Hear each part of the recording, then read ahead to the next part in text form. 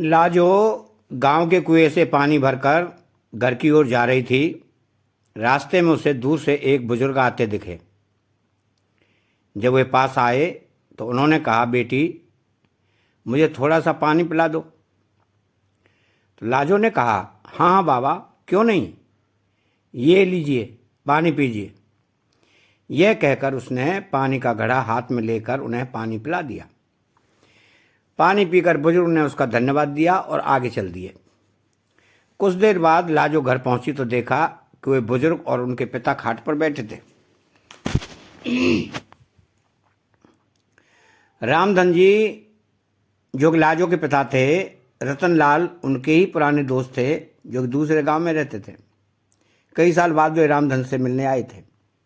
रामधन जी ने जैसे लाजो को देख वे बोले, ले भाई रतनलाल, आ गई मेरी बेटी। इसी के बारे में बता रहा था ना, बहुत ही होशियार बच्ची है। बस मेरी गरीबी और इसकी माँ के न रहने के कारण इससे इसका बचपन छिन गया। आ बेटा, ये तेरे चाचा हैं, मेरे बचपन के दोस्त। लाजो कुछ बोलती उससे पहले ही रतनलाल जी ने कहा कि भाई रामधन, तेरी बेटी बहुत संस्कारों वाली है। आज कुएं पर इसने ही मुझे पानी पिलाया था।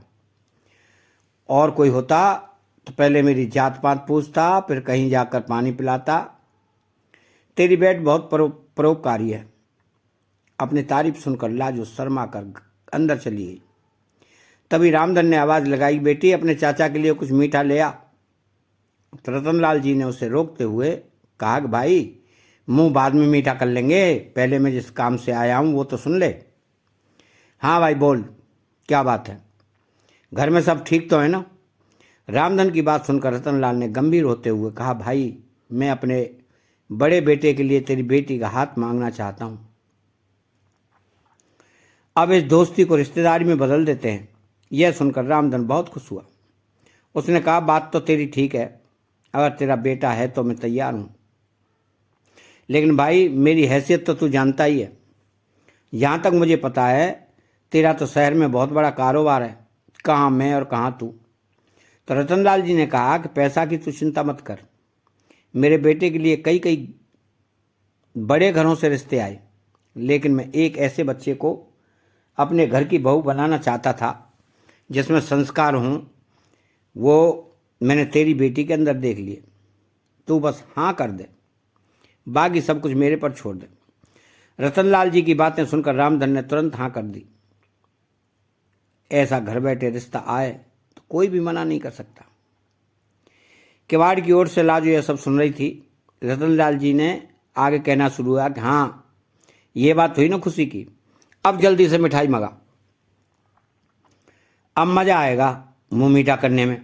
रामधन की आवाज़ लगाने पर लाजो शर्माते हुए मिठाई की प्लेट लेकर आ गई। रामधन ने कहा, बेटी आज से ये तेरे ससुर हैं, इनके पैर छू। लाजो जल्दी से पैर छू कर वापस चली गई। उसके जाने के बाद रतनलाल जी ने कहा कि भाई मेरा बड़ा बेटा सत्यम मेरा शहर का कारोबार संभालता है और छोटा बेटा वंश गांव में खेती देखता है। मैंने उससे सत्यम से शादी के बारे में पूछा तो वो बोला, पिताजी आप अपने आप देखकर मेरी शादी कर दो। रामधन बोला, हाँ भाई, बड़े नसीब से मिलती है ऐसी संतान जो माता पिता का सम्मान करे। मेरे तो भाग खुल गए। मैं तो हमेशा इसी चिंता में रहता था कि इस बिन माँ की गरीब बच्ची को कौन अपनाएगा। रतनलाल जी बोले, बस अब तू चिंता मत कर, मैं शादी का सारा इंतजाम कर लूँगा। अच्छा अब मैं चलता हूँ। रतनलाल जी अपने घर के लिए निकल गए। उनके जाने के बाद रामधन ने घर में जाकर लाजो से पूछा, बेटी तू खुश तो है नए इस रिश्ते से? लाजो बोली, पिताजी मेरे जाने के बाद आपका ध्यान कौन रखेगा, मुझे नहीं करनी शादी। रामधन बोला, बेटी ऐसा न बोल, मैं अपना ध्यान रख लूँगा, बड़े नसीब से ऐसा रिश्ता मिला है। रतनलाल को मैं बचपन से जानता हूँ, उसके घर में तुझे कोई परेशानी नहीं होगी। कुछ दिन बाद पास के गांव से दो लोग आए और रामधन को शादी का शुभ मुहूर्त बताकर चले गए। उन्हें रतनलाल जी ने भेजा था। अब रामधन शादी की तैयारियों में जुट गया। इसी तरह कुछ दिन बीत गए। रामधन ने अपना खेत गिरवी रख दिया। बेटी की शादी की तैयारियां पूरी कर ली। शादी से एक सप्ताह पहले एक दिन रामधन अपने समधी से मिलने उनके गांव पहुंच गया। रतनलाल जी ने उसे देखकर गले लगा लिया। उन्होंने अपने परिवार से मिलवाया। अपने होने वाले दामाद सत्यम से मिलकर रामधन बहुत खुश हुआ। रतनलाल जी ने कहा, भाई तू यहाँ आया है जरूर, कोई बात है,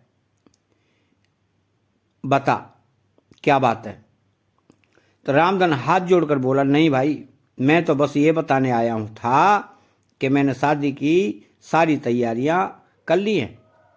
आप अब एक बार आकर देख लो, कुछ कमी लगे तो बता देना, जिससे आपके मेहमानों के सामने आपको शर्मिंदा न होना पड़े।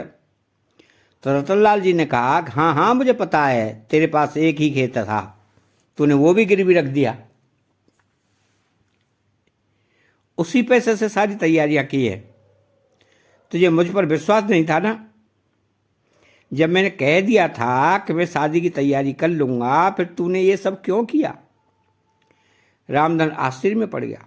वह बोला, माफ करना भाई, लेकिन बेटी की शादी के लिए कुछ तो मुझे भी करना चाहिए। रामधन यह कहकर रोने लगा। उसकी आंखों से आंसू बह गए। तब रतनलाल जी ने अपने छोटे बेटे वंश को बुलाया और इशारे से कुछ समझाया। कुछ देर बाद रतनलाल जी ने रामधन के कंधे पर हाथ रखा। रामधन सिर झुकाए शर्मिंदा हुआ बैठा था। रतनलाल जी ने कहा, ले भाई अपनी अमानत, दोबारा फिर कभी ऐसा मत करना। यह कहकर उन्होंने खेतों के कागज रामधन के हाथ में रख दिए। रामधन ने देखा कि अरे ये क्या, ये तो वही कागज हैं जो मैंने गिरवी रखे थे, ये आपके पास कैसे आए? तो रतनलाल जी ने कहा, वंश आसपास के गांव के सभी लोगों को जानता है, उनमें से ही एक ने खेत गिरवी रखने वाली बात हमें बता दी, वही ये कागज छुड़ा कर लाया है। रामधन की आंखों से आंसू बह रहे थे। रतनलाल जी ने उसे गले लगा लिया और बोला, भाई खेत ही गिरवी रख देगा तो कर्ज कहां से चुकाएगा और खाएगा क्या? आगे से ऐसा कुछ मत करना, मैं अपनी बेटी ले आऊंगा, बस तुम मिठाई बढ़िया सी बनवाना। यह सुनकर सब लोग हंस पड़े। रतनलाल जी ने आवाज लगाई, वंश। वंश ने 50,000 रुपये लाकर अपने पिता के हाथ में रख दिए। रतनलाल जी ने कहा, ले भाई शादी की तैयारियां कर, और वंश इन्हें घर छोड़ा। और हाँ सुन भाई, कल हम 4-5 आदमियों को तेरे घर भेज देंगे, वो सारा काम संभाल लेंगे, बस तू चिंता मत करना। रामधन कुछ बोल नहीं पा रहा था। उसके मुंह से बस इतना ही निकला, मेरी बेटी के नसीब खुल गए। यह कहते ही वो कुर्सी पर बैठे बैठे लुढ़क गया। इतनी खुशी बर्दाश्त नहीं कर पाया, उसने अपने प्राण त्याग दिए। रतनलाल जी उसे संभालते, इससे पहले ही वो दुनिया छोड़ चुका था। रतनलाल जी अपने दोस्त से लिपट कर रोते रहे। वे अपने दोस्त की अंतिम यात्रा लेकर उसके गांव पहुंचे। लाजो को जब यह पता चला कि वो रोते रोते बेहोश हो गई, रामधन का अंतिम संस्कार किया गया। रतनलाल जी अपने परिवार के साथ वहीं रुक गए। 13वीं के एक सप्ताह बाद उन्होंने सादा तरीके से सत्यम और लाजो की शादी एक मंदिर में करवा दी। लाजो के चमकते नसीब खुशी में रामधन अपना जीवन जीना भूल गया। तो दोस्तों, अगर वीडियो अच्छी लगी हो तो एक लाइक शेयर जरूर करें और सब्सक्राइब करें।